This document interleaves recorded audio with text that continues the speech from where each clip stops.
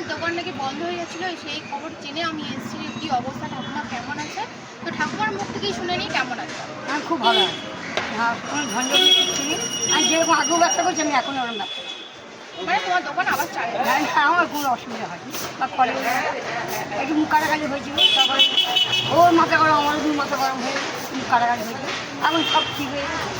এখন মানে আগে যা ব্যবসা করছি এখন সেই ব্যবসাটাই করছি, আমার কোনো ঝঞ্ঝট নেই।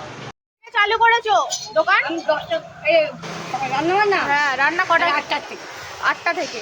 আর খাওয়া দাওয়া স্টার্ট করেছিল? আমি 10টা থেকে খাওয়া স্টার্ট হয়েছে। 10টা থেকে খাওয়া শুরু হয়ে যায়? অফিসিয়াল আছে, ব্লাড ব্যাংক সামনে আছে, ব্লাড দিতে আসে, তারপরে অফিসের ছেলেমেয়েরা আসে। আচ্ছা।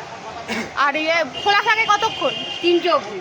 আচ্ছা, বিকেল 3টে পর্যন্ত খোলা থাকে, তাই তো? 10টা থেকে বিকেল 5টায় খুলি দোকান। আচ্ছা, 3টে অবধি আমার খাওয়ার দাওয়ার থাকবে। 3টের পরে আর কিছু থাকে না। আচ্ছা আচ্ছা আচ্ছা। মানে তুমি 10টা থেকে খাওয়া দাওয়া শুরু করে দিতে পারো। আর তোমার থালি একবার বলে দাও, ভেজ থালি, চিকেন থালি একবার বলে দাও। ভেজ থালি হচ্ছে তোমার 30 টাকা। আচ্ছা।